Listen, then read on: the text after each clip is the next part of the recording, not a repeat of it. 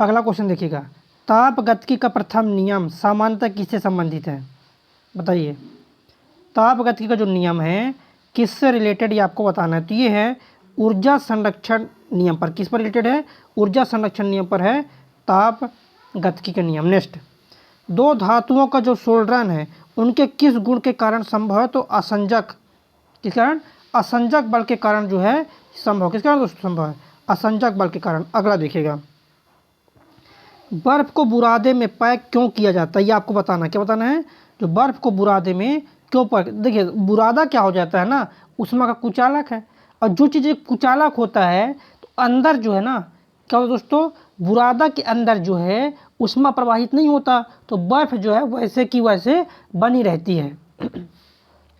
तो क्या हो दोस्तों, बुरादा ऊष्मा का क्या है? कुचालक है, इसलिए। नेक्स्ट, शीशे की छड़ जब भाप में रखी जाती है इसकी लंबाई बढ़ जाती है। दोस्तों, शीशे की छड़ जब भाप में रखी जाती है इसकी लंबाई बढ़ जाती है, परंतु इसकी चौड़ाई क्या हो जाती है? चौड़ाई जो है अव्यवस्थित रहेगी। क्या रहेगी दोस्तों? चौड़ाई, तो चौड़ाई अव्यवस्थित रहेगी। नेक्स्ट क्वेश्चन देखिएगा, लोलक घड़ी गर्मी में सुस्त क्यों हो जाते हैं? तो गर्मी में क्या होता है, लोलक घड़ी जो वो तो दोस्तों लोलक है उसकी लंबाई बढ़ जाती है। जब लंबाई बढ़ जाती है तो लंबाई बढ़ने से क्या होता है, आवर्तकाल का मान बढ़ जाता है। क्या दोस्तों? आवर्तकाल का मान बढ़ जाता है। देखिए लोलक की लंबाई बढ़ने के कारण जिससे इकाई दोलन में लगा समय जो है बढ़ जाता है, इसलिए अपन सुस्त बोलते हैं कि सुस्त चल रही है, क्योंकि समय बढ़ जाता है। नेक्स्ट देखिएगा, एक धातु की ठोस गेंद के अंदर कोटर, जब इस धातु की गेंद को गर्म किया जाता है तो कोटर का आयतन क्या होगा? कोटर का आयतन क्या होगा दोस्तों? बढ़ेगा। क्या होता है कोटर का आयतन? तो कोटर का आयतन होता है दोस्तों बढ़ेगा। नेक्स्ट देखिएगा, जब किसी बोतल में पानी भरा जाता है और उसे जमने दिया जाता है तो बोतल टूट जाती है। क्यों टूट जाती है? क्योंकि पानी जमने पर फैलता है। क्या होता है? पानी जमने पर फैलता है। नेक्स्ट, अत्यधिक शीत ऋतु में पहाड़ों पर पानी की पाइपलाइनें जो है वो फट जाती है। पाइपलाइन क्या होती है? पाइपलाइनें फट जाती है। क्यों फट जाती है तो समझिएगा, पानी क्या होता है, जमने के बाद पानी क्या है? फैलता है। पानी जमने के बाद पानी को और आयतन चाहिए, है ना, आयतन में विस्तारित होता है, तो पाइप में पानी जमने पर फैल जाता है, इसलिए फट जाता है। ये चीज़ आप समझिएगा, है ना। नेक्स्ट, दो रेल पटरियों के मध्य जोड़ पर एक छोटा सा स्थान क्यों छोड़ दिया जाता है? तो स्थान इसलिए छोड़ देते हैं कि गर्मी के समय में लोहा जब पिघले तो उस स्थान को घेर ले, क्योंकि धातु गर्म करने पर फैलती है तथा ठंडी होने पर संकुचित हो जाती है, इसके कारण। नेक्स्ट देखिएगा, किसी झील की सतह का पानी, क्या पानी बस जमने वाला ही है। झील के अधः तल में जल का जो तापमान होता है 4 डिग्री, क्योंकि 4 डिग्री पर पानी का घनत्व अधिकतम होता है। ये चीज़ आप समझिएगा। देखिए पानी का जो घनत्व अधिकतम कब होता है? 4 डिग्री पर। न्यूनतम आयतन कब होता है? तो न्यूनतम आयतन होता है दोस्तों 4 डिग्री पर। कब? 4 डिग्री पर न्यूनतम आयतन होता है। नेक्स्ट, बर्फ जमी झील के अंदर मछलियाँ जीवित रहती है। क्यों जीवित रहती है दोस्तों? झील की तली पर बर्फ नहीं जम पाती। क्या? झील की तली पर बर्फ नहीं जम पाती है। नेक्स्ट, अगला देखिए, बर्फ पर दाब बढ़ाने से उसका गलनांक क्या हो जाएगा? अगर आप बर्फ पर दाब बढ़ाते हो तो गलनांक घटेगा। क्या होता है गलनांक? तो गलनांक घटता है। अगर दाब बढ़ाओगे ना तो गलनांक का मान क्या हो जाएगा दोस्तों? तो गलनांक का मान हो जाता है, घट जाता है। नेक्स्ट, द्रव तापमापी की जो अपेक्षा गैस तापमापी अधिक संवेदी होता है। क्यों? तो होता इसलिए है कि द्रव जो है, द्रव की जो गैस होता है दोस्तों, गैस अधिक प्रसार करता है। द्रव की अपेक्षा जो है गैस अधिक प्रसार करता है, इसके कारण। अगला क्वेश्चन देखिए,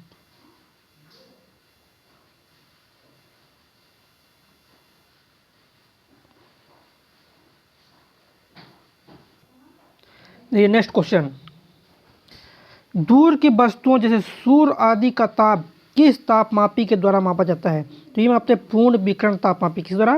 पूर्ण विकिरण तापमापी से मापते हैं। अगला देखिएगा, ठंडे देशों में पारा के स्थान पर एल्कोहल को तापमापी द्रव्य के रूप में वरीयता दी जाती है। कारण क्या है इसका? कारण दोस्तों एल्कोहल का जो द्रवणांक होता है निम्नतर होता है। क्या होता है? एल्कोहल का जो द्रव्यणांक होता है दोस्तों वो निम्नतर होता है, इसके कारण। अगला देखिएगा, थर्मोकपल एल्कोहल द्वारा क्यों बनाया जाता है? क्यों बना दोस्तों? क्योंकि अल्कोहल पारा से अधिक सस्ता होता है। क्या होता है अल्कोहल? अल्कोहल पारा से अधिक सस्ता होता है।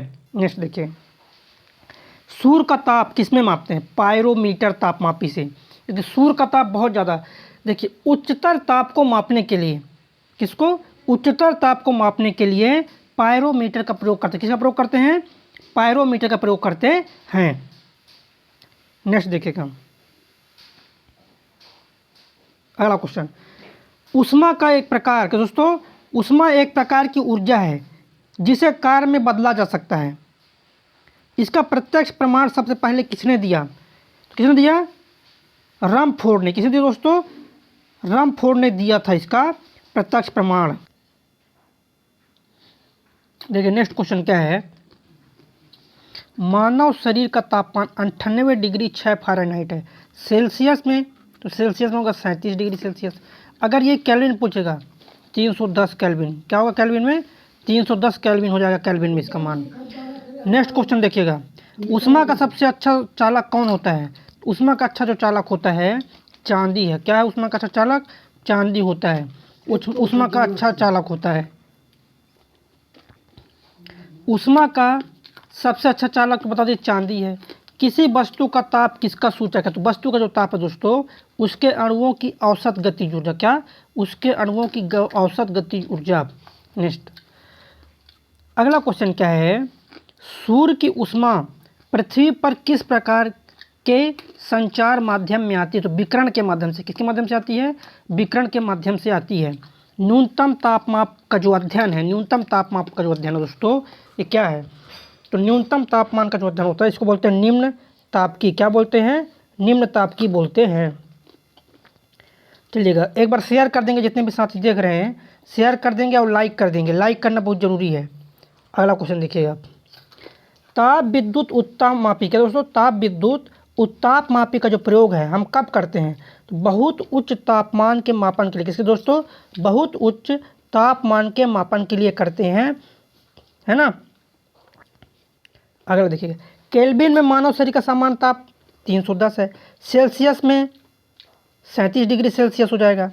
नेक्स्ट, कितना तापमान होने पर पाठ्यांक सेल्सियस और फ़ारेनहाइट तापमापियों में एक ही होंगे? क्या हो जाएगा? -40 डिग्री सेल्सियस। न्यूनतम संभव ताप कितना है?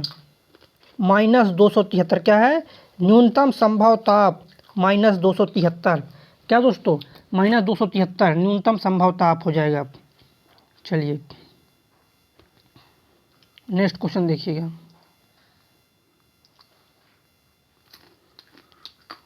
देखिए अगला क्वेश्चन क्या है दोस्तों आपका, वेरी वेरी इंपॉर्टेंट क्वेश्चन है। वन लाइनर जितने हैं, हाँ NCERT based one liner question है।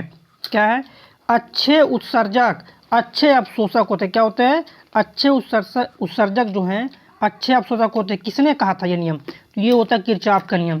किसका नियम होता है? किरचॉफ का नियम होता है। नेक्स्ट, वायु में ध्वनि के वेग पर ताप का क्या प्रभाव पड़ता है? तो ताप का प्रभाव पड़ता है, वायु में ध्वनि का जो वेग है तापमान घटने पर घटता है और बढ़ने पर बढ़ता है। पारे का हिमांक -39 डिग्री सेल्सियस। क्या होता है पारे का हिमांक? तो पारे का हिमांक होता है -39 डिग्री सेल्सियस होता है।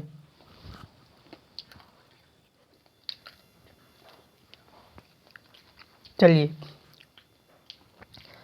थर्मस फ्लास्क में ऊष्मा का क्षय रोका जा सकता है। किसके द्वारा?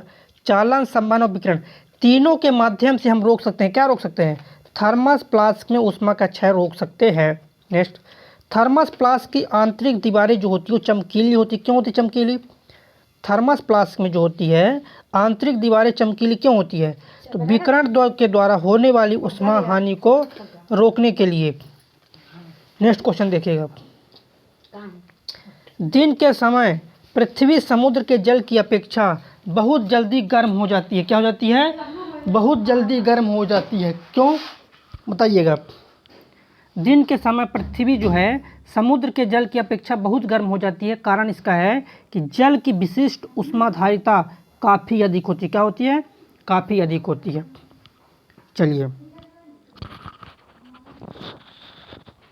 नेक्स्ट क्वेश्चन देखिएगा, ठंडे देशों में कारों के रेडिएटर में पानी को जमने से बचाने के लिए क्या मिला जाता है? तो ये मिलाते हैं दोस्तों एथिलीन ग्लाइकॉल। क्या मिलाते हैं? हाँ, क्या मिलाते हैं दोस्तों? एथिलीन ग्लाइकॉल मिलाते हैं। नेक्स्ट, मोटर गाड़ी के रेडिएटर को ठंडा करने के लिए पानी का व्यवहार किया जाता है, क्योंकि पानी की विशिष्ट ऊष्मा अधिक होने के कारण। किस लिए करते हैं? एक पानी की जो विशिष्ट ऊष्मा अधिक होती है इसके कारण होते हैं। देखिए, भाप का गुप्त ऊष्मा, अगर हम भाप की बात करें तो भाप की गुप्त ऊष्मा अधिक होती है और पानी की विशिष्ट ऊष्मा अधिक होती है। नेक्स्ट क्वेश्चन देखिएगा, एक मनुष्य का तापक्रम 60 डिग्री सेल्सियस है, उसका तापक्रम फ़ारेनहाइट में क्या हो जाएगा? फ़ारेनहाइट में उसका तापक्रम क्या हो जाएगा दोस्तों? क्या हो जाएगा? 140 फ़ारेनहाइट। कितना हो दोस्तों? 140 फ़ारेनहाइट हो जाएगा। परम शून्य ताप क्या होता है? तो परम शून्य जो ताप है ना, सैद्धांतिक रूप से न्यूनतम संभव तापमान है। क्या है? न्यूनतम संभव तापमान है। जब बर्फ पिघलता है तब क्या होता है? आयतन घटता है। क्या होता है दोस्तों? जब बर्फ पिघलता है तो आयतन क्या होता है? तो आयतन घटता है। ये चीज़ आप ध्यान रखिएगा। चलिए अगला क्वेश्चन देखिएगा,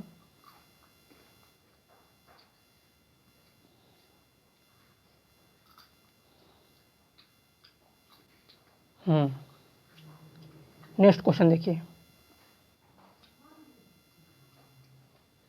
अगला क्वेश्चन, थर्मस बोतल में पेय पदार्थ को कुछ समय तक उसी ताप पर रखने के लिए उसकी दीवारों पर परत लगाई जाती है। क्यों? रजत परत। क्या दोस्तों? रजत परत के माध्यम से।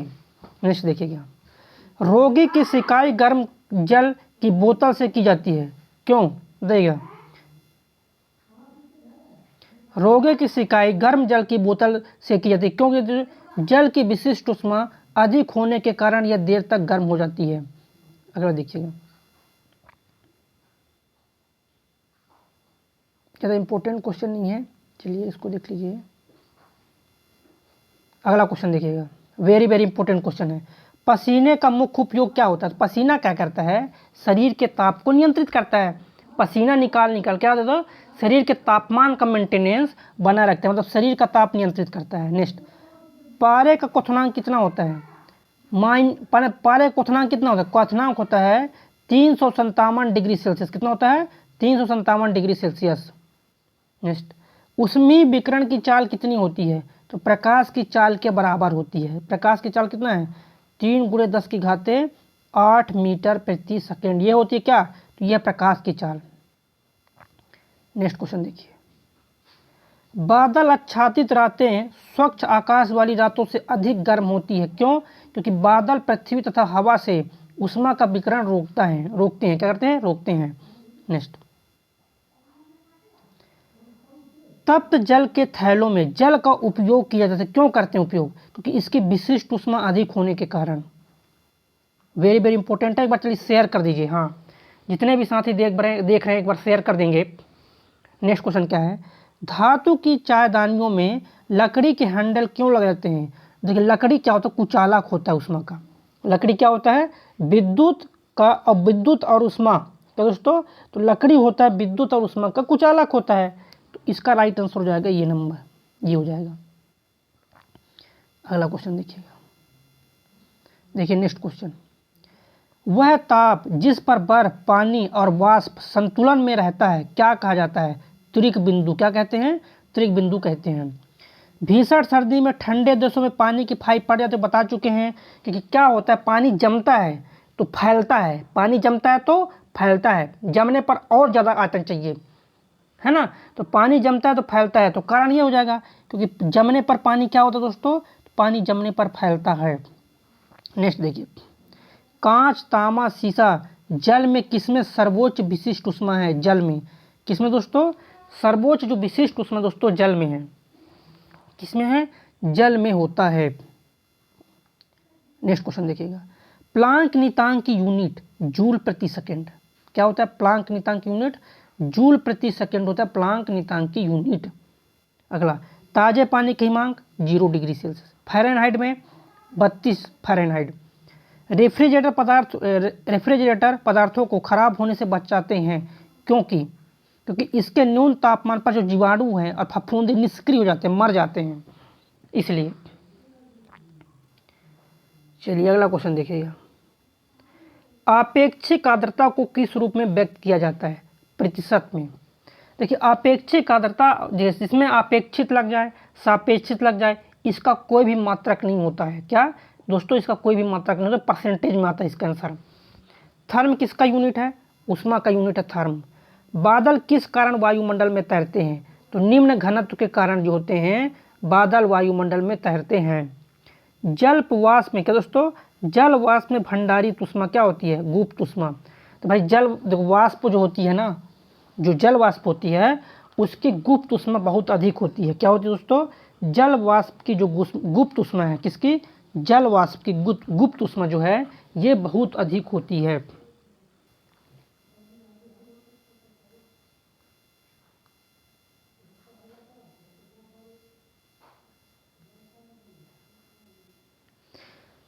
नेक्स्ट क्वेश्चन देखिएगा,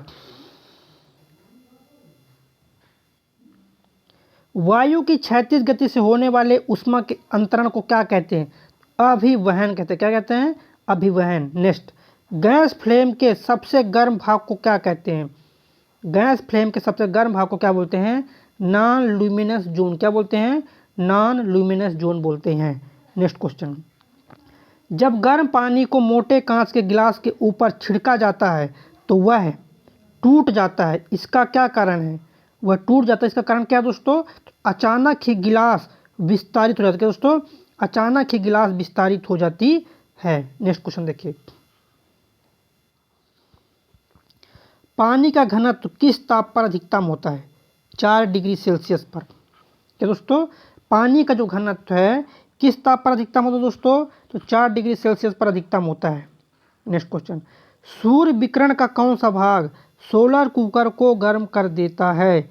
अवरक्त विकिरण को गर्म कर देता है। नेक्स्ट देखिए, शीतकाल में जो कपड़े हैं गर्म रखते हैं, क्यों? देखिए शीतकाल में कपड़े जो है गर्म रखते हैं, कारण शरीर की ऊष्मा को बाहर जाने से रोकते हैं। क्या कहते हैं? रोकते हैं, इसका यही कारण है। पानी कब उबलता है? तो समझिएगा, पानी तभी उबलता है जब वायुमंडलीय दाब जो है ना, तो दोस्तों स्थिति दाब से वायुमंडलीय दाब जो है उस स्थान के वाष्प दाब के बराबर हो, तभी पानी उबलता है। नेक्स्ट,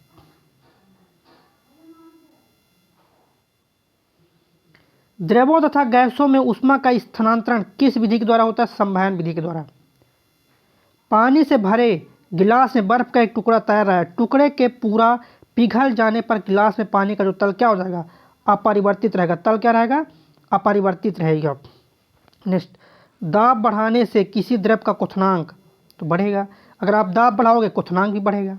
होता है ना, देखिए गैस में जो है ना, कुकर में खाना बनाते हो, वायुमंडलीय दाब, कुकर में जब खाना बनाते हो अंदर गैस ज़्यादा हो जाता है, गैस ज़्यादा होता है, क्वथनांक बढ़ जाता है। जब क्वथनांक बढ़ जाता है तो खाना फिर क्या होता है? जल्दी पकता है। नेक्स्ट क्वेश्चन देखिएगा, भाप से हाथ अधिक जलता है अपेक्षाकृत उबलते जल की अपेक्षा। क्यों जलता है दोस्तों? भाप से हाथ क्यों ज़्यादा जलता है पानी की अपेक्षा? क्योंकि भाप में क्या होती है? तो भाप में होती है गुप्त ऊष्मा। भाप में क्या होती है? गुप्त ऊष्मा होती है, इसलिए। अगला देखिएगा, देखिए बर्फ के 2 टुकड़ों को आपस में दबाने पर टुकड़े आपस में चिपक जाते हैं, क्यों? बताइए क्यों चिपक जाते हैं? तो दाब अधिक होने से बर्फ का जो गलनांक है वो घट जाता है। क्या हो दोस्तों? गलनांक जो है घट जाता है इसके कारण से। Very very important question, share कीजिए। चलिए नेक्स्ट क्वेश्चन देखिएगा, काले वस्त्रों के मुकाबले श्वेत वस्त्र शीतकाल में अच्छे होते हैं, क्यों? अब समझिए, जो काला वस्त्र क्या करता है? ऊष्मा को अवशोषित करता है। श्वेत वस्त्र क्या करते हैं? ऊष्मा को परावर्तित कर देते हैं। देखिए ऊष्मा कब हमको चाहिए? ठंडी में ऊष्मा चाहिए हमको, तो काले वस्त्र ऊष्मा को ले लेते हैं। तो ठंडी में काले वस्त्र पहनो, शीतल वस्त्र ऊष्मा को परावर्तित कर देते हैं। देखिए गर्मी के समय हमको चाहिए श्वेत वस्त्र, तो क्या है इसका आंसर? उनके पास जो भी प्रकाश पहुंचता है उसे वो परावर्तित करते हैं। कौन परावर्तित करते हैं? काले वस्त्र परावर्तित करते ऊष्मा को, सॉरी श्वेत वस्त्र होते हैं ऊष्मा को परावर्तित करते हैं। नेक्स्ट देखिए, ऊनी कपड़े सूती वस्त्रों की अपेक्षा गर्म होते हैं क्योंकि वे ताप के अच्छे रोधक होते हैं। क्या होते हैं? ताप के अच्छे रोधक होते हैं। नेक्स्ट, ठंड के दिनों में लोहे के गुटके और लकड़ी के गुटके को प्रायः काल में छुए तो लोहे का गुटका ज़्यादा ठंड लगता है, क्योंकि होता क्या है, लकड़ी जो है ना, लोहा, देखिए लकड़ी होता है कुचालक और लोहा उसमें का चालक है, इसीलिए ऐसा होता है। चलिए अगला देखिए, बोलोमीटर एक यंत्र है, तो बोलोमीटर से क्या मापते हैं, ऊष्मीय विकिरण मापते हैं। क्या मापते हैं दोस्तों, बोलोमीटर से मापते हैं ऊष्मीय विकिरण। नेक्स्ट क्वेश्चन, कड़े जाड़े में झील की सतह पर हिम शीतित हो जाती है, किंतु उसके तल में जल द्रव अवस्था में बना रहता है। कारण ये होता है कि 4 डिग्री सेल्सियस पर पानी का घनत्व अधिकतम होता है। जल की सघनता 4 डिग्री पर अधिकतम होती है, इसका मेन कारण यही है।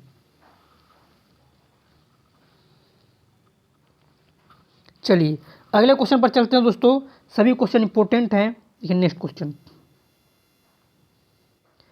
जिस ताप पर कोई ठोस पदार्थ ऊष्मा पाकर द्रव में परिणत होता है उसी को बोलते हैं ठोस का गलनांक। क्या बोलते हैं उसको, ठोस का गलनांक बोला जाता है उसको। नेक्स्ट क्वेश्चन देखिए,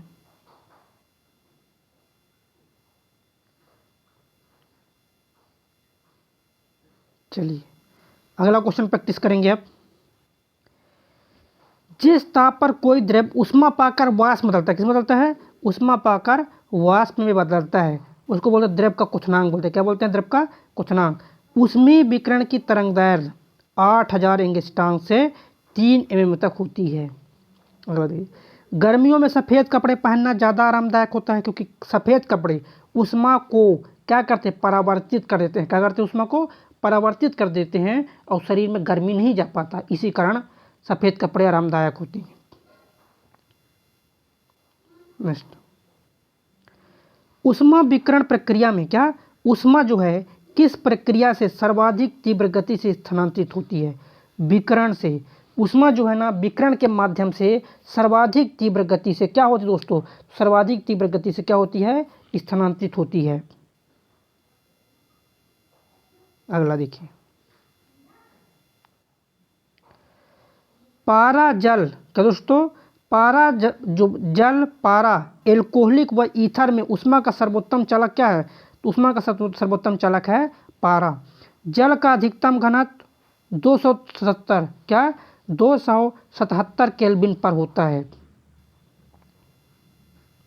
चलिए नेक्स्ट देखिएगा, जब बर्फ को 0 डिग्री सेल्सियस से 10 डिग्री सेल्सियस तक गर्म किया जाता है तो जल का आयतन क्या होता है, पहले कम होता है उसके बाद बढ़ता है। क्या होता है दोस्तों, पहले कम होता है उसके बाद बढ़ता है। नेक्स्ट क्वेश्चन देखिएगा, रेफ्रिजरेटर में जो थर्मोस्टेट का कार्य क्या है, थर्मोस्टेट क्या करता है, तापमान को एक समान बनाए रखता है। क्या करता है, तापमान अगर 50 डिग्री सेल्सियस पर है तो 50 डिग्री पर सेल्सियस पर रहता है, 100 पर है तो 100 पर बनाए रखता है, ये उसका काम है। निम्न तापी जो इंजन है इसका अनुप्रयोग होता है रॉकेट प्रौद्योगिकी में, किसमें होता है, रॉकेट प्रौद्योगिकी में। न्यून तापमान का जो अनुप्रयोग है किसमें होता है, अंतरिक्ष यात्रा हो गया, चुंबकीय हो गया, इनमें सब में होता है। अगला देखिएगा,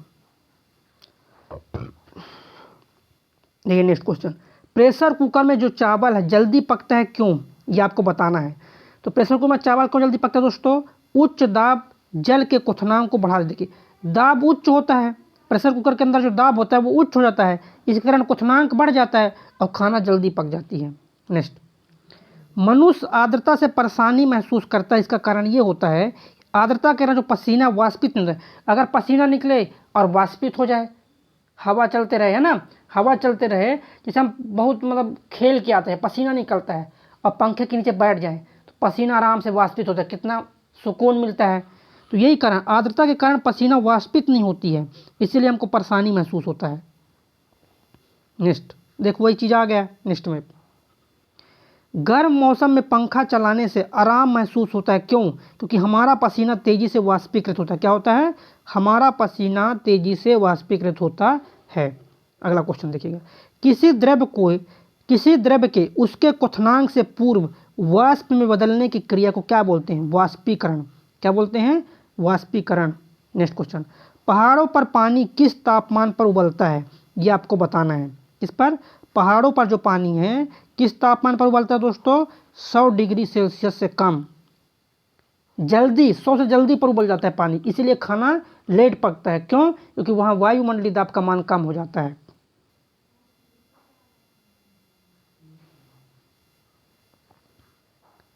नेक्स्ट क्वेश्चन देखिएगा,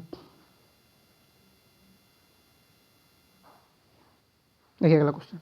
सूर्य की सतह का ताप 6000 केल्विन, क्या होता है? सूर्य की सतह का ताप होता है 6000 केल्विन होता है।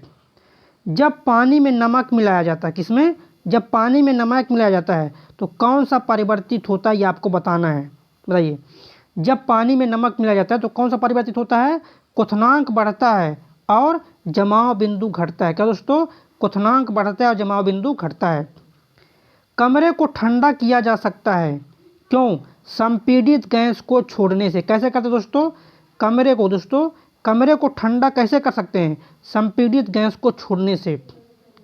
नेक्स्ट क्वेश्चन, कोई पिंड ऊष्मा का सबसे अधिक अवशोषण करता है जब वह क्या हो जाता है? काला और खुरदुरा हो जाता है। देखिए, कोई जो पिंड है ऊष्मा को सबसे अधिक अवशोषण कब करता है? ऊष्मा का काला और खुरदुरा होता है। सफ़ेद होता है तो परावर्तित करता है ऊष्मा को, जो सफ़ेद होता है वो ऊष्मा को परावर्तित करता है। नेक्स्ट देखिए, वह बिंदु, क्या दोस्तों, किस बिंदु पर फ़ारेनहाइट तापक्रम सेंटीग्रेड तापक्रम का दुगना होता है? 160 फ़ारेनहाइट पर। कितना? 160 फ़ारेनहाइट पर। नेक्स्ट अगला क्वेश्चन देखिए, थर्मामीटर में आमतौर पर पारद का प्रयोग किया जाता है, क्यों करते हैं? क्योंकि पारद जो होता है ये उच्च चालकता होती है पारद में। पारद मतलब जानते हो क्या होता है? पारा, Hg बोलते हैं, है ना, हाइड्रोजीनियम इसका लैटिन नाम है। नेक्स्ट क्वेश्चन, अशुद्धियों के कारण जो द्रव का क्वथनांक है Bp है वो बढ़ जाता है। क्या होता है दोस्तों? क्वथनांक क्या हो जाता है? बढ़ जाता है। अगला क्वेश्चन, एक स्वस्थ मनुष्य के शरीर का जो ताप है, क्या है? एक स्वस्थ मनुष्य के शरीर का जो ताप है सेल्सियस में कितना होता है? सेल्सियस में होता है 37 डिग्री सेल्सियस, केल्विन में 310 केल्विन। नेक्स्ट अगला क्वेश्चन देखिए, प्रेशर कुकर में खाना कम समय में पकता है, क्यों? इसलिए कम समय पकता है कि उसके अंदर का दाब ज़्यादा होने के कारण क्वथनांक बढ़ जाता है, इसलिए जल्दी पकता है। गर्म करने से जो निस्तारण होता है पदार्थ का घनत्व घटा देता है। क्या होता है? पदार्थ का जो घनत्व है वो घटा देता है। चलिए अगला क्वेश्चन देखिए, खाना पकाने के बर्तन में लकड़ी अथवा बैकेलाइट का हैंडल होता है, क्यों? इसलिए होता है लकड़ी का और बैकेलाइट, क्योंकि लकड़ी और बैकेलाइट एक कुचालक है, यहाँ से ऊष्मा नहीं जाती है। तो लकड़ी पकड़ने वाला जो होता है दोस्तों हैंडल, लकड़ी को होते हैं बैकेलाइट, गर्म नहीं होते ये, अब पकड़ने में आसानी होती है क्योंकि लकड़ी और बैकेलाइट ऊष्मा के कुचालक होते हैं। नेक्स्ट देखिएगा, यदि किसी स्थान के तापमान में सहसा वृद्धि होती है तो आपेक्षिक आर्द्रता क्या होती है? घटती है। क्या दोस्तों क्वेश्चन क्या है? यदि किसी स्थान के तापमान में सहसा वृद्धि होती है तो आपेक्षिक आर्द्रता क्या होती है? आपेक्षिक आर्द्रता दोस्तों घटती है। नेक्स्ट देखिएगा, सेल्सियस में माप का कौन सा तापक्रम 300 के बराबर है? सेल्सियस में होगा 27 डिग्री सेल्सियस। क्या होगा सेल्सियस में? 27 डिग्री सेल्सियस। नेक्स्ट देखिएगा, थर्मोस्टेट मतलब तापक्रम को एक नियत बिंदु पर बनाए रखना। 50 है तो 50 पर बनाए रखना, 100 है तो 100 पर, यही होता है थर्मोस्टेट, तापक्रम को एक निश्चित बिंदु पर बनाए रखना। ऊंची पहाड़ियों पर हिमपात क्यों होता है? क्योंकि ऊंची पहाड़ियों पर तापक्रम जो तापमान होता है हिमांक से कम होता है, अतः जल वाष्प जमकर बर्फ बन जाती है, इसलिए क्या होता है? हिमपात। नेक्स्ट क्वेश्चन देखिए अगला क्वेश्चन, पहाड़ की चोटियों पर आलूओं को पकाने में अधिक समय लगता है। किसको? आलूओं को पकाने में अधिक समय लगता है, क्यों? वहाँ वायुमंडलीय दाब कम होता है। क्या दोस्तों? वहाँ पर वायुमंडलीय दाब कम हो जाता है, इसलिए। अगला, पर्वतों पर आच्छादित हिम सूर्य की गर्मी द्वारा एक साथ न पिघलने का कारण, ये कारण दोस्तों एक साथ न पिघलने का कारण क्या है? यह सूर्य से प्राप्त अधिकांश ऊष्मा को परावर्तित कर देता है। क्या करता है? परावर्तित कर देता है। नेक्स्ट, तेज हवा वाली रात्रि में ओस नहीं बनती क्योंकि वाष्पीकरण की दर जो है तेज होती है। क्या होती है? वाष्पीकरण की दर जो है तेज हो जाती है। नेक्स्ट क्वेश्चन देखिएगा,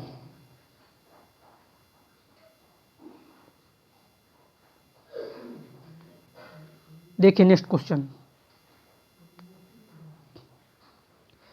ठोस कपूर से कपूर वाष्प बनाने की प्रक्रिया को क्या कहते हैं? ऊर्ध्वपातन कहते हैं। ठोस कपूर से क्या दोस्तों बताइए, ठोस कपूर से कपूर वाष्प बनाने की प्रक्रिया को क्या बोलते हैं? चलिए बताइए।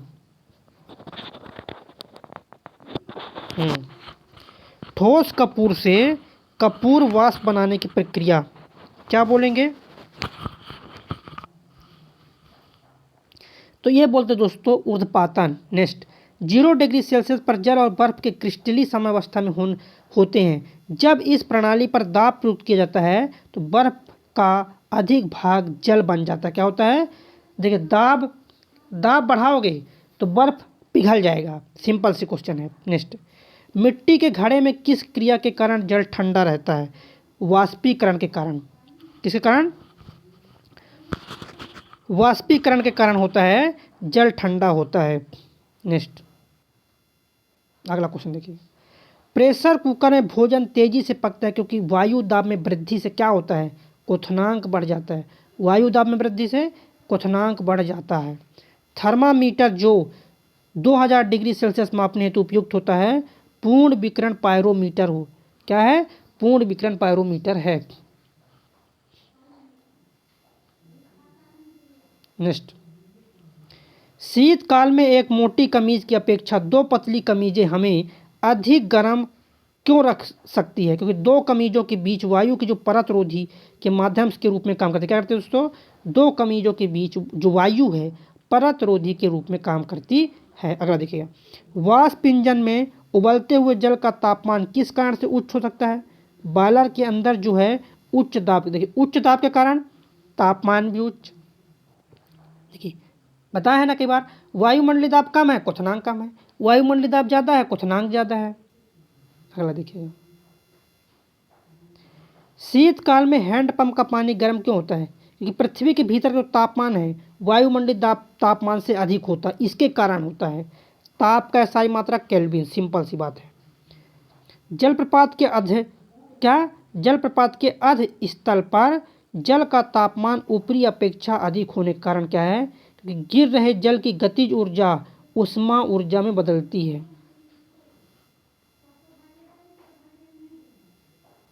नेक्स्ट, ब्लैक बॉडी किसके विकिरण को अवशोषित कर सकती है? ब्लैक बॉडी केवल उच्च तरंग दैर्ध्य को। शीत ऋतु के दिनों में हम मौसम के किस प्रकार का होने पर ज़्यादा ठंडा महसूस करते हैं? जब मौसम साफ रहती है। क्या?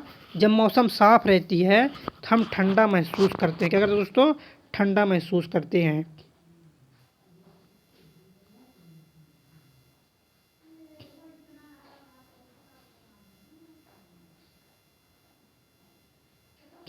देखिए, ध्वनि से रिलेटेड क्वेश्चन, किस रिलेटेड दोस्तों? ध्वनि से रिलेटेड क्वेश्चन प्रैक्टिस करने वाले हैं। क्या है? पहला, ध्वनि की उत्पत्ति कैसे होती है, ये आपको बताना है। ध्वनि की उत्पत्ति कैसी होती है, ये आपको बताना है। तो ध्वनि की जो उत्पत्ति होती है कैसे होती है दोस्तों? ध्वनि की उत्पत्ति बताइए।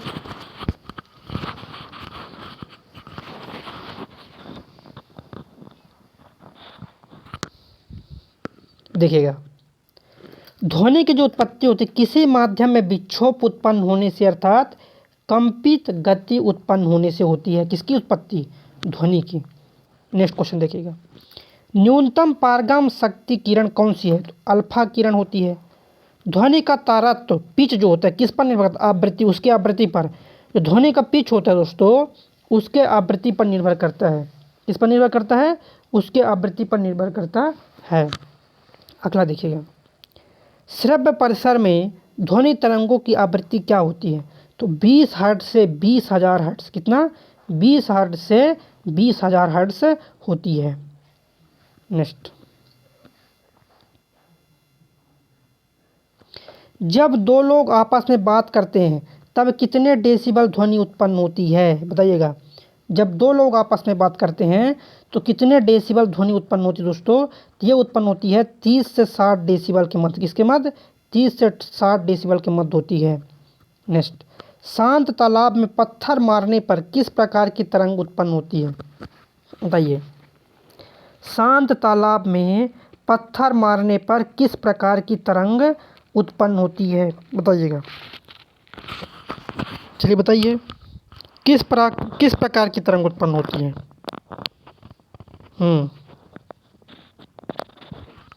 पत्थर मारने पर अनुप्रस्थ तरंगे, क्या, अनुप्रस्थ तरंगे। नेक्स्ट क्वेश्चन देखिए, भूकंप के समय कौन सी तरंगे निकलती है, ये आपको बताना। किस समय, भूकंप के समय कौन सी तरंगे निकलती है दोस्तों, अपश्रव्य यांत्रिक तरंगे निकलती है। अगला क्वेश्चन देखिएगा, यांत्रिक तरंगों को ध्वनि तरंगे भी कहते हैं। क्यों कहते हैं, क्योंकि यांत्रिक तरंगों के साथ ध्वनि तरंगे भी उत्पन्न होती है। नेक्स्ट क्वेश्चन देखिएगा,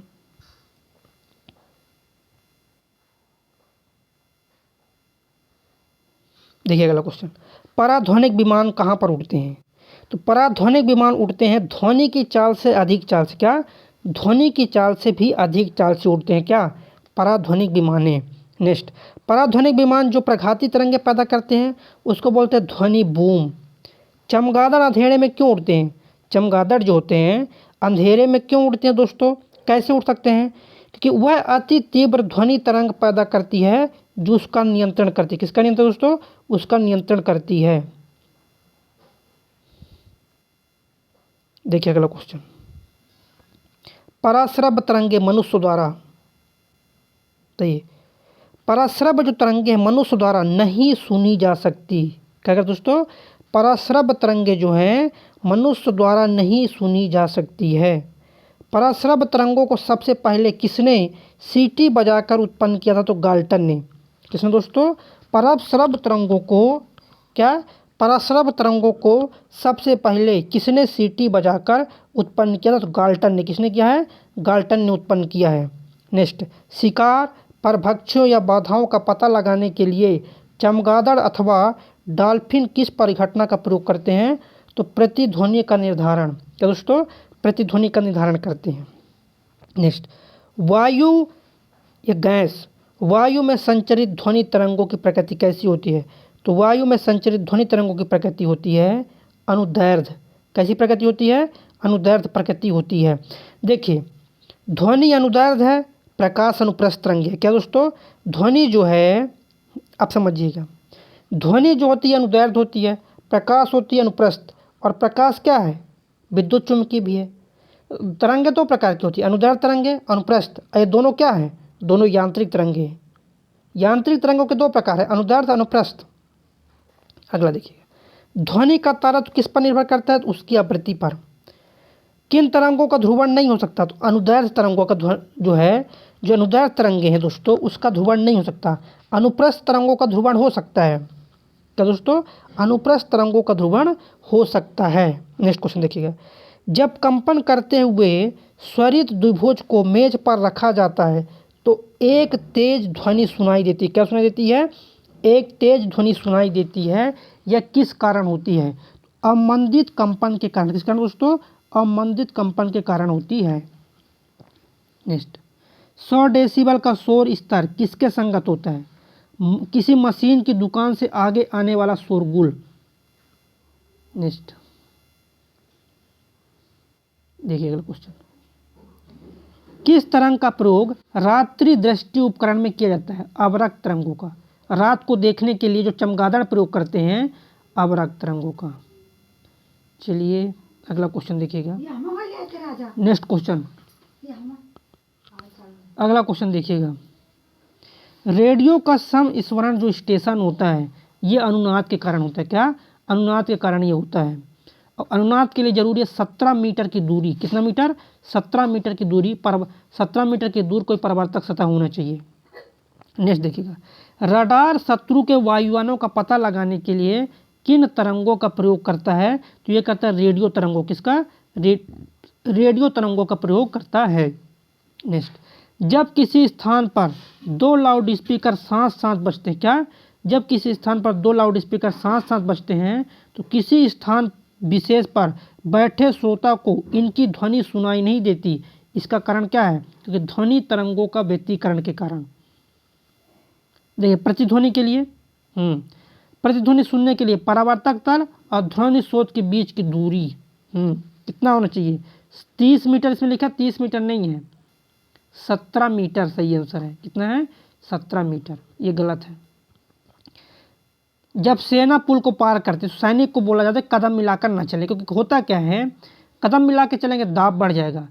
पैरों से उत्पन्न ध्वनि के अनुनाद के कारण पुल देखिए, पैर मिला के चलेंगे तो ध्वनि एक अनुनाद उत्पन्न होगा, उसके कारण पुल टूटने की शंका है। नेक्स्ट देखिएगा, हम रेडियो की घुंडी घुमाकर विभिन्न स्टेशनों के कार्यक्रम सुनते हैं, ये सब अनुनाद के कारण है। किस कारण संभव? ये अनुनाद के कारण ये सब संभव हो पाता है। अगला देखिए, किसी ध्वनि स्रोत की आवृत्ति में होने वाले उतार चढ़ाव को क्या कहते हैं? डॉपलर प्रभाव। क्या बोलते हैं? डॉपलर प्रभाव बोलते हैं। देखिए, डॉपलर प्रभाव संबंधित है किससे? ध्वनि से। डॉपलर प्रभाव किससे रिलेटेड दोस्तों? ध्वनि से रिलेटेड होता है डॉपलर प्रभाव। अगला देखिए, ध्वनि तरंगे किसके कारण प्रतिध्वनि उत्पन्न करती है? तो परावर्तन के कारण। ये ध्वनि का परावर्तन बोलते हैं इसको। क्या बोलते हैं इसको? ध्वनि का परावर्तन। नेक्स्ट देखिए, स्टेथोस्कोप ध्वनि के किस सिद्धांत पर कार्य करता है? परावर्तन के सिद्धांत पर। जो स्टेथोस्कोप होता है किस सिद्धांत पर कार्य करता है दोस्तों? परावर्तन के सिद्धांत पर कार्य करता है। अगला क्वेश्चन, सोनार अधिकांशतः प्रयोग में लाया जाता है। देखिए, सोनार जो होता है अधिकांशतः प्रयोग में लाया जाता है नौ संचालकों द्वारा। किसके द्वारा? नौ संचालकों द्वारा प्रयोग में लाया जाता है। अगला क्वेश्चन देखिएगा, देखिए नेक्स्ट क्वेश्चन,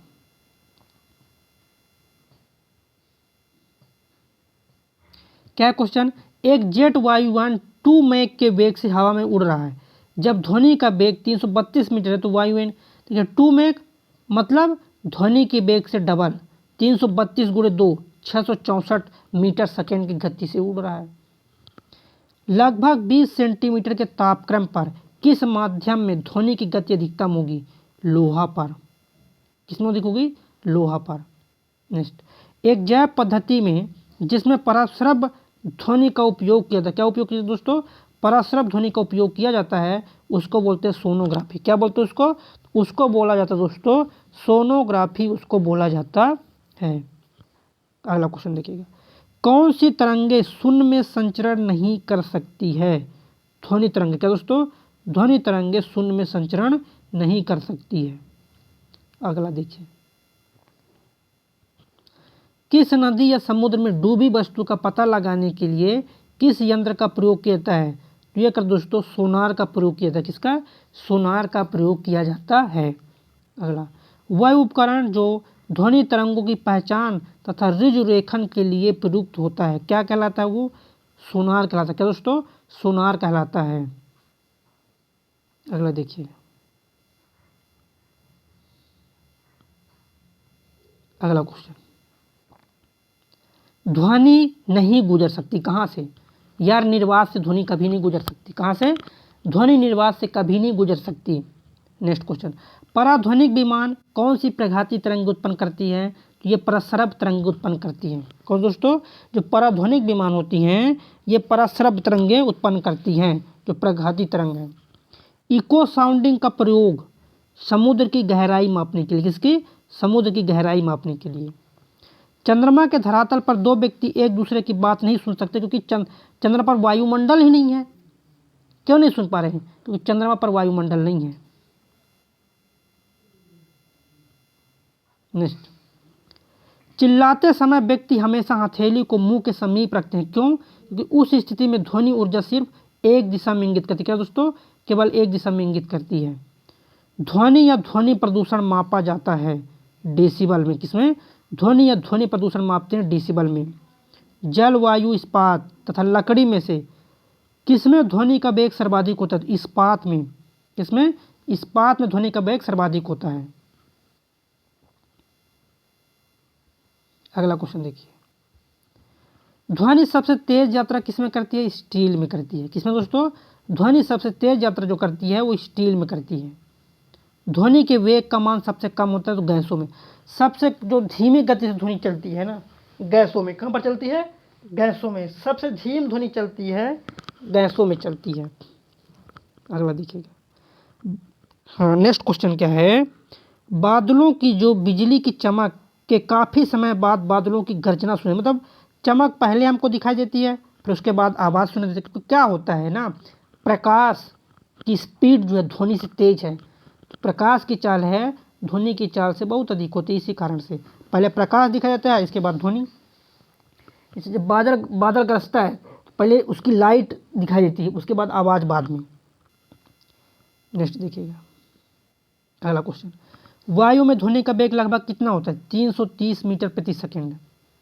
नेक्स्ट, हृदय के कंपन से कौन सी तरंगी उत्पन्न होती है, तो अपश्रव्य तरंगी होती है। रेडियो या दूरदर्शन के प्रसारण में ध्वनि संदेशों के संचरण हेतु किसका हम मांडुलन किया जाता है, आवृत्ति मांडुलन। क्या होती है, आवृत्ति।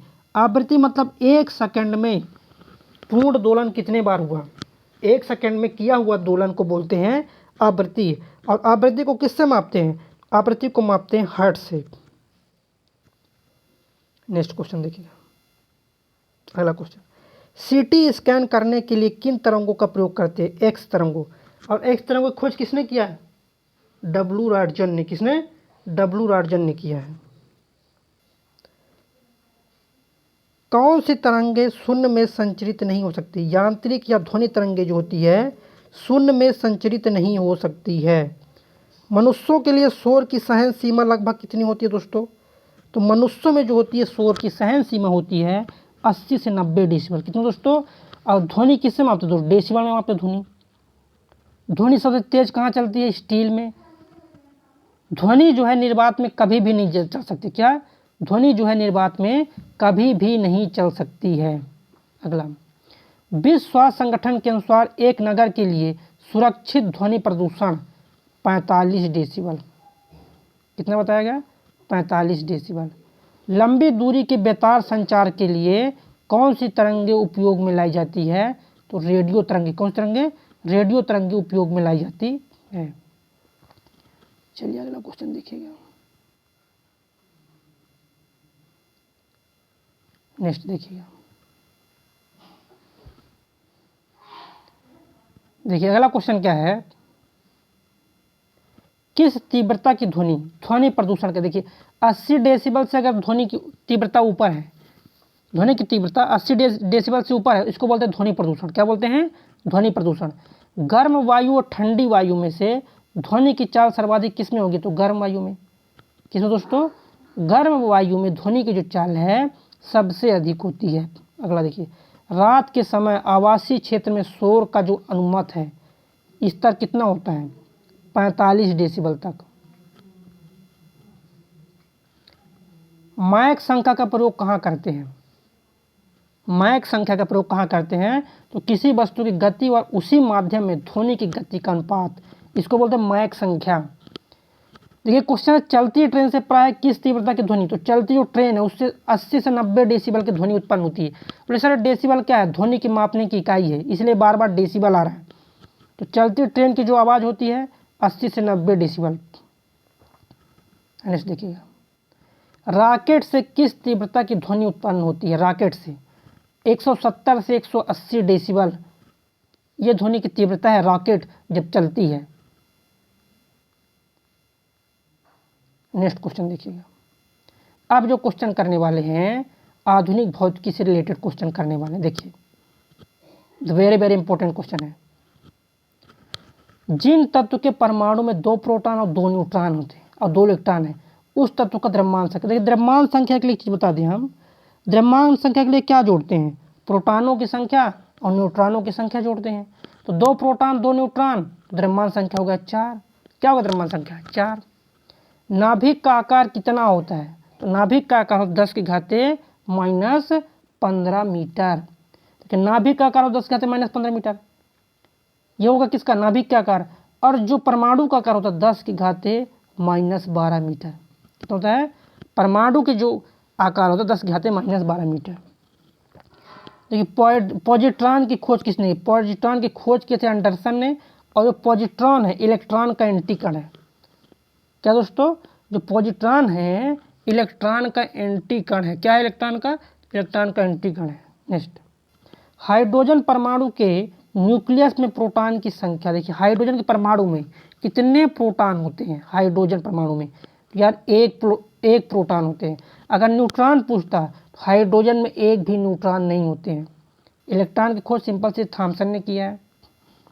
अगला देखिएगा, किसी तत्व की परमाणु संख्या मतलब नाभिक में प्रोटॉनों की संख्या, सिंपल सी। सौर ऊर्जा का मुख्य कारक क्या है, नाभिकीय संलयन से सौर ऊर्जा उत्पन्न होता है। किससे होता है, सौर ऊर्जा नाभिकीय संलयन से। किसे दोस्तों, नाभिकीय संलयन से। हाइड्रोजन बनते हैं हीलियम, क्या बनता है हाइड्रोजन, हाइड्रोजन हीलियम बनता है। देखिए सूर्य पर ऊर्जा का निर्माण जो होता है नाभिकीय संलयन से बता चुके हैं। तो संलयन दो प्रकार, देखिए क्रिया दो प्रकार की हैं, या तो होगा नाभिकीय संलयन या तो होगा नाभिकीय विखंडन।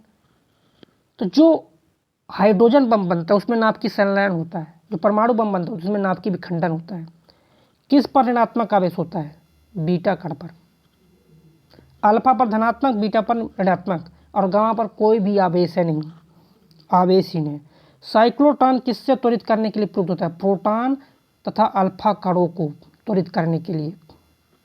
अगला क्वेश्चन, अल्फा कण पर 2 इकाई धनावेश होता है, इसका द्रव्यमान लगभग कितना बराबर होगा। अल्फा कण पर 2 धनावेश, इकाई धनावेश, तो इसका द्रव्यमान बताना है। हीलियम के एक परमाणु के बराबर।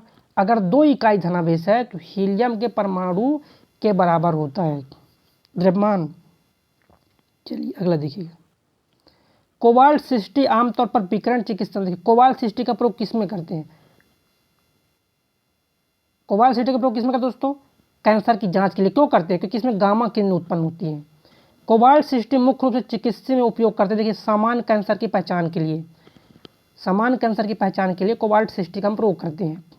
अगला, परमाणु के नाभिक में जो होते हैं ना प्रोटॉन और न्यूट्रॉन होते हैं। प्रोटॉन में होता धनावेश होता है, न्यूट्रॉन में कोई आवेश नहीं होता। देखिए इलेक्ट्रॉन में नेगेटिव आवेश है, प्रोटॉन में पॉजिटिव आवेश है, न्यूट्रॉन में कोई भी आवेश नहीं है। न्यूट्रॉन की खोज किसने किया दोस्तों, चैडविक ने। किसने किया दोस्तों, न्यूट्रॉन की जो खोज किया है चैडविक ने किया न्यूट्रॉन की खोज। मेसान की खोज अगर बात करें तो किसने किया, युकावा ने। देखिए खोज संबंधित क्वेश्चन है, खोज से रिलेटेड जो है ये सब क्वेश्चन पूछे जा रहे हैं। मेसान की खोज तो युकावा ने किया है। लेजर बीम की खोज किसने किया, अफसारी बीम ने। लेजर बीम की खोज किसने किया, अफसारी बीम ने किया। चलिए सभी क्वेश्चन इंपॉर्टेंट हैं, देखिए करते जाइएगा। एनसीईआरटी बेस ऑनलाइन क्वेश्चन करवा रहे हैं साइंस के। जितने भी साथी एक बार शेयर कर देंगे, शेयर कर दीजिए जितने भी साथी देख रहे हैं एक बार। ये वाला क्वेश्चन, प्रकाश किरण पुंज जो अत्यंत दिशिक होती है उसको हम लेजर बोलते हैं, लेजर प्रकाश। परमाणु में जो प्रोटॉन है कहाँ रहते हैं, तो नाभिक में। देखिए नाभिक में प्रोटॉन और न्यूट्रॉन, प्रोटॉन और न्यूट्रॉन जो होते हैं वो नाभिक के भीतर होते हैं। तो दोस्तों प्रोटॉन और न्यूट्रॉन जो होते हैं दोस्तों वो होते हैं नाभिक के भीतर, और इलेक्ट्रॉन क्या करते हैं, वक्राकार चक्कर लगाते रहते हैं। इलेक्ट्रॉन वहन करता है 1 यूनिट ऋण आवेश। इलेक्ट्रॉन क्या वहन करता है, इलेक्ट्रॉन वहन करता है 1 यूनिट ऋण आवेश वहन करता है। समस्थानिक परमाणु में क्या होता है, प्रोटॉनों की संख्या समान होती है। समस्थानिक में प्रोटॉनों की संख्या समान होती है और न्यूक्लियस की जो संख्या है वो भिन्न भिन्न होती है। समस्थानिक मतलब परमाणु क्रमांक समान, परमाणु द्रव्यमान अलग अलग। परमाणु क्रमांक मतलब प्रोटॉनों की संख्या। समस्थानिक होते हैं किसी एक ही तत्व के परमाणु जिनका परमाणु भार भिन्न भिन्न और परमाणु क्रमांक समान हो। समस्थानिक परमाणु क्रमांक समान, परमाणु द्रव्यमान भिन्न भिन्न। चलिए अगला देखिएगा, नेक्स्ट क्वेश्चन, किसी परमाणु नाभिक का आइसोटोप वह नाभिक है जिसमें प्रोटॉनों की संख्या वही रहती है लेकिन न्यूट्रॉनों की संख्या भिन्न भिन्न रहती है, ये आप समझ लीजिए। अगला क्वेश्चन देखिएगा, देखिए नेक्स्ट क्वेश्चन, ऐसे 2 तत्व जिनमें इलेक्ट्रॉनों की संख्या भिन्न भिन्न हो परंतु जिनकी द्रव्यमान संख्या समान हो कहते हैं उसको संभारिक। क्या कहते हैं, संभारिक। देखिए न्यूक्लियस की संख्या जो द्रव्यमान संख्या अगर समान है तो संभारिक बोलते हैं, परमाणु क्रमांक समान है तो समस्थानिक बोलते हैं उसको। अगला देखिएगा, नाभिकीय संलयन को ताप नाभिकीय अपक्रिया भी क्यों कहते हैं, क्योंकि संलयन में काफ़ी ऊष्मा उत्पन्न होती है इसलिए बोलते हैं ताप। देखो ऊष्मा उत्पन्न होती है, ताप उत्पन्न होती है, इसलिए बोलते हैं ताप नाभिकीय अपक्रिया बोलते हैं। चलिए देखिए next question, carbon radio carbon dating किसकी उम्र ज्ञात करने के लिए प्रयोग किया जाता है? तो जीवाश्मों की उम्र। किसकी उम्र? जीवाश्मों की उम्र ज्ञात करने के लिए रेडियो कार्बन डेटिंग का प्रयोग करते हैं। नेक्स्ट, भारत में नाभिकीय अनुसंधान को प्रारंभ करने का जो श्रेय है किसको जाता है? होमी जे भाभा। किसको?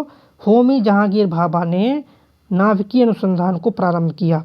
अगला, परमाणु रिएक्टर क्या है बताइएगा? परमाणु जो रिएक्टर है वो क्या है? तो ये आणविक भट्ठी। क्या दोस्तों? ये आणविक भट्ठी है। अगला क्वेश्चन देखिए, पृथ्वी की आयु का निर्धारण किस विधि द्वारा करते हैं? यूरेनियम विधि। पृथ्वी की आयु का जो निर्धारण है दोस्तों, पृथ्वी की आयु का जो निर्धारण है यूरेनियम विधि द्वारा किया जाता है। परमाणु पाइल का प्रयोग कहाँ होता है ये आपको बताना है। ताप नाभिकीय संलयन के प्रचालन में होता है। रेडियो एक्टिविटी दोस्तों, रेडियो एक्टिविटी को मापा जा सकता है गीगर मूलर काउंटर द्वारा। किसके द्वारा? गीगर मूलर काउंटर द्वारा मापा जाता है। चलिए नेक्स्ट देखिए, atomic minerals directorate for exploration and research संस्थान कहाँ अवस्थित दोस्तों? तो ये हैदराबाद में। कहाँ पर है? हैदराबाद में। एक्सप्लोरेशन, नाभिकीय रिएक्टरों में जो ऊर्जा उत्पन्न होती है नियंत्रण विखंडन द्वारा। डायोड एक दिशा में प्रभावित होने वाली एक युक्ति है। डायोड से क्या होता है? एक दिशा में प्रभावित होता है। एक दिशा में प्रभावित होता है। नेक्स्ट, डायोड से धारा कितनी दिशाओं में जाती है? ओनली फॉर एक दिशा में। किसमें? ओनली फॉर एक दिशा में डायोड से धारा जाती है। ये दोस्तों ओनली फॉर एक दिशा में जाती है डायोड से धारा। नेक्स्ट देखिएगा,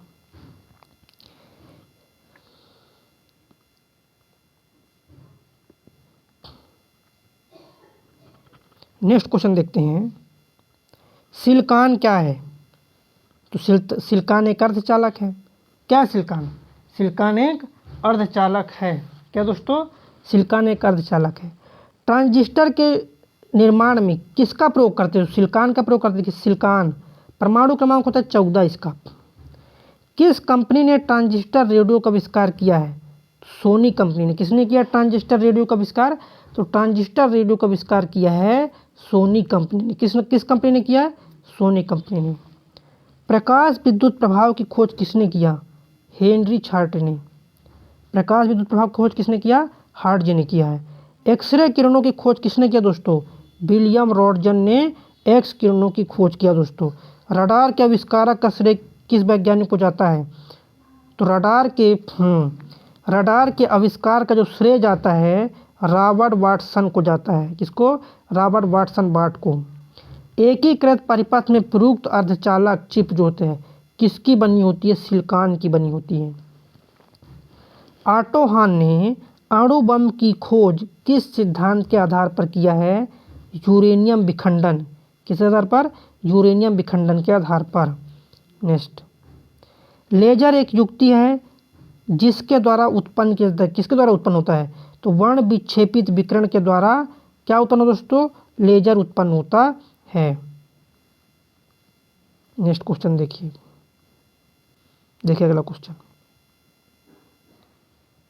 अगला क्वेश्चन देखिएगा, दूरदर्शन का आविष्कार किसने किया? जे.एल. बेयर्ड ने। किसने किया है? जे.एल. बेयर्ड ने किया दूरदर्शन का आविष्कार। अगला क्वेश्चन, विद्युत उत्पन्न करने के लिए कौन सी धातु का उपयोग होता है? यूरेनियम का। तो दोस्तों विद्युत उत्पन्न करने के लिए कौन सी धातु का उपयोग करते हैं? यूरेनियम का उपयोग करते हैं। तारे अपनी ऊर्जा किस प्रकार प्राप्त करते हैं? नाभिकीय संलयन के फलस्वरूप। किसके द्वारा? नाभिकीय संलयन के फलस्वरूप प्राप्त करते हैं। नेक्स्ट अगला क्वेश्चन देखिए, न्यूनतम तापमान पैदा करने के लिए प्रयोग किया जाता है। क्या प्रयोग करते हैं? अति चालकता का प्रयोग करते हैं। किसका प्रयोग करते हैं? अति चालकता का। सितारों में जो अक्षय ऊर्जा का स्रोत का कारण क्या है? हाइड्रोजन का हीलियम में परिवर्तन। सितारों में क्या होता है? नाभिकीय संलयन होता है। क्या होता है? नाभिकीय संलयन के द्वारा ऊर्जा उत्पन्न होता है। किस द्वारा दोस्तों? नाभिकीय संलयन के द्वारा ऊर्जा उत्पन्न होता है। सितारों में अक्षय ऊर्जा का स्रोत क्या है? हाइड्रोजन का हीलियम में परिवर्तन।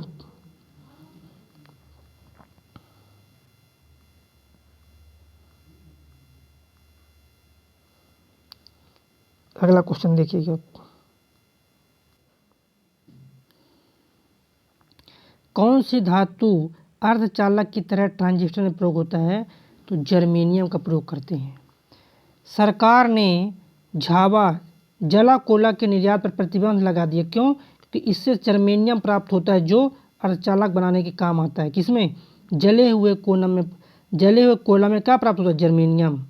नेक्स्ट, टीवी सेट को चलाने के लिए किसको टीवी रिमोट नियंत्रण इकाई का प्रयोग किया जाता है? सूक्ष्म तरंगों। अगला देखिएगा, दूरदर्शन के संकेत एक निश्चित दूरी के बाद नहीं मिलते हैं, क्यों? क्योंकि पृथ्वी की सतह वक्राकार है। क्यों? क्योंकि पृथ्वी की सतह वक्राकार है। रडार का उपयोग किस लिए करते हैं? जहाज, वायुयान आदि को ढूंढने और मार्ग का निर्देशन करने के लिए। त्रिविमीय चित्र किसके द्वारा लिए जाते हैं? होलोग्राफी के द्वारा। क्या लेते हैं? त्रिविमीय चित्र लेते हैं। अगला क्वेश्चन देखिएगा, लेजर बीम का उपयोग किया जाता है गुर्दे की चिकित्सा में। किसमें? गुर्दे की चिकित्सा में लेजर बीम का उपयोग किया जाता है। अगला क्वेश्चन देखिए, लेजर अथवा किसी संसक्त प्रकाश स्रोत से निकली दो प्रकाश किरणों के व्यतिकरण से त्रिविम प्रतिबिंब बनाने जो संबंध संवृत्ति क्या बोलते हैं? होलोग्राफी। लेजर किरणें क्या होती है? केवल एक रंग की होती है लेजर किरणें। तो दोस्तों, तो लेजर किरणें होती है केवल एक रंग की। अगला, सर्वप्रथम लेजर की खोज किसने किया दोस्तों?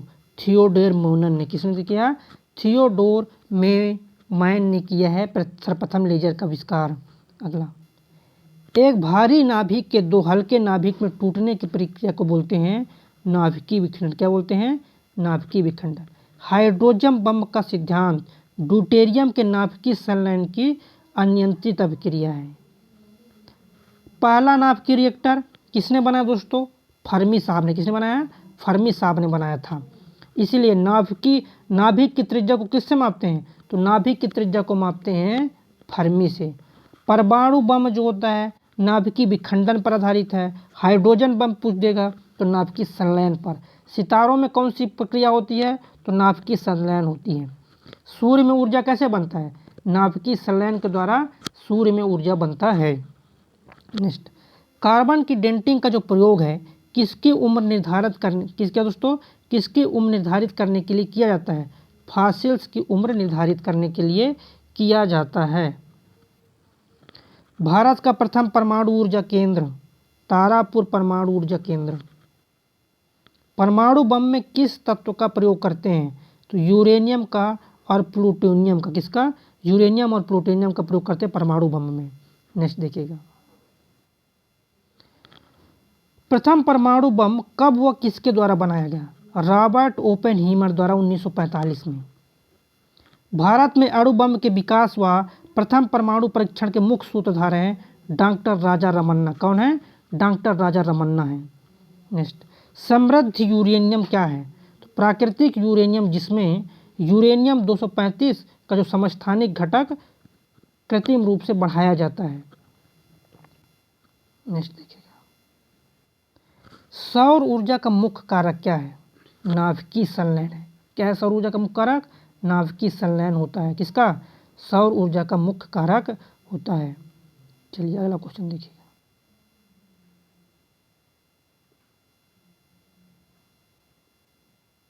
देखिए नेक्स्ट, प्रथम भारतीय नाभिकीय भट्टी का नाम क्या है? अप्सरा।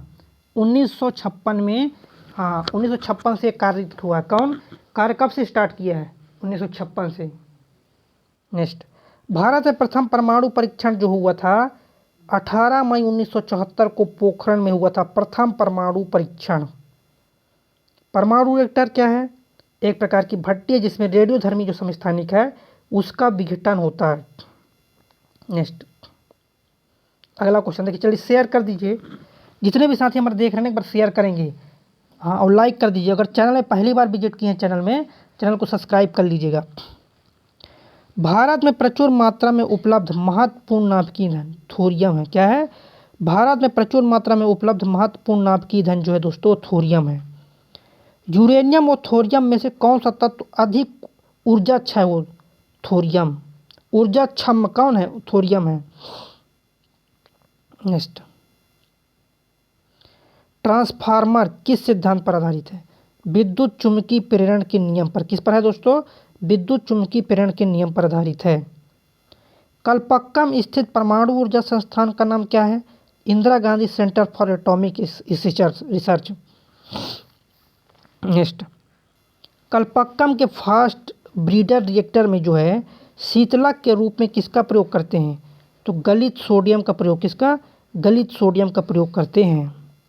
अगला, एक ब्रीडर रिएक्टर वह है जो पदार्थ को उससे अधिक उत्पन्न करता है जितना कि वह प्रयुक्त करता है। नेक्स्ट, नाभिकीय रिएक्टर में जो है भारी जल का प्रयोग किस रूप में किया जाता है? तो मंदक के रूप में। किसमें करते हैं? मंदक के रूप में करते हैं। किसका प्रयोग? भारी जल का प्रयोग करते हैं। द्रव्यमान ऊर्जा संबंध जो है किसका निष्कर्ष है दोस्तों? बताइएगा। द्रव्यमान ऊर्जा संबंध किसका निष्कर्ष है? सापेक्षता का सामान्य सिद्धांत। क्या है? सापेक्षता का सामान्य सिद्धांत। नेक्स्ट, एक प्रकाश विद्युत सेल क्या परिवर्तित करता है? तो प्रकाश विद्युत सेल जो है प्रकाश ऊर्जा को विद्युत ऊर्जा में, प्रकाश विद्युत सेल क्या करता है? प्रकाश ऊर्जा को विद्युत ऊर्जा में चेंज करता है।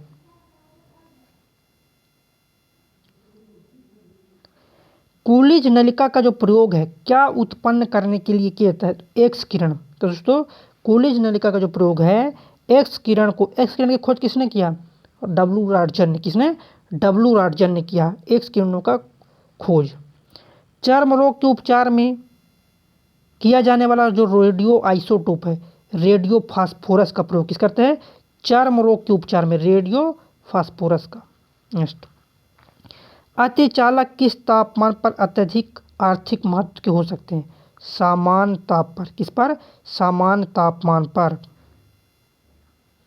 एक्स किरणों की जो वेधन क्षमता है किसके द्वारा बढ़ाई जा सकती है? तो एक्स किरणों की जो वेधन क्षमता है कैथोड और एनोड के बीच विभवांतर बढ़ाकर। अगर आप कैथोड और एनोड के बीच विभवांतर को बढ़ा देते हो तो एक्स किरणों की जो वेधन क्षमता है वो बढ़ जाती है। देखिए नेक्स्ट, सर्वप्राचीन सेल समूह की आयु आंकी जाती है पोटेशियम आर्गन विधि से। कैसे? पोटेशियम, सर्वप्राचीन सेल समूह की अगर आयु नापना है तो पोटेशियम आर्गन विधि से नाप सकते हैं। किससे? पोटेशियम आर्गन विधि से। एक्स किरणें हैं किसको पार नहीं कर सकती? तो यार हड्डियों को पार नहीं कर सकती, जो अस्थि होते हैं ना उनको पार नहीं कर सकती एक्स किरण। और एक्स किरणों की खोज बता चुके हैं। कौन की है? डब्ल्यू रॉटजन। एक्स किरणें क्या हैं? विद्युत चुम्बकीय तरंगे हैं। नेक्स्ट, पहले तापायनिक बल्ब का आविष्कार किसने किया है? तो जे फ्लेमिंग। किसने किया है बल्ब का आविष्कार? पहले तापायनिक बल्ब का आविष्कार किया है क्या दोस्तों? जे फ्लेमिंग ने किया है। तो फिजिक्स का दोस्तों पूरे वन लाइनर क्वेश्चन है ना सेट यहाँ पर समाप्त होता है। शेयर कीजिएगा, लाइक कर दीजिए। जितने भी साथी चैनल पहली बार जुड़े हैं चैनल को सब्सक्राइब कर लीजिएगा। चलिए लाइक करना ज़रूर है दोस्तों, लाइक ज़रूर कीजिएगा। चलिए शेयर कीजिए, लाइक कीजिए, चैनल को सब्सक्राइब करने के बाद बेल आइकन प्रेस कर दीजिए ताकि आपको इसी प्रकार से क्लास का नोटिफिकेशन मिलता रहे। जय हिंद।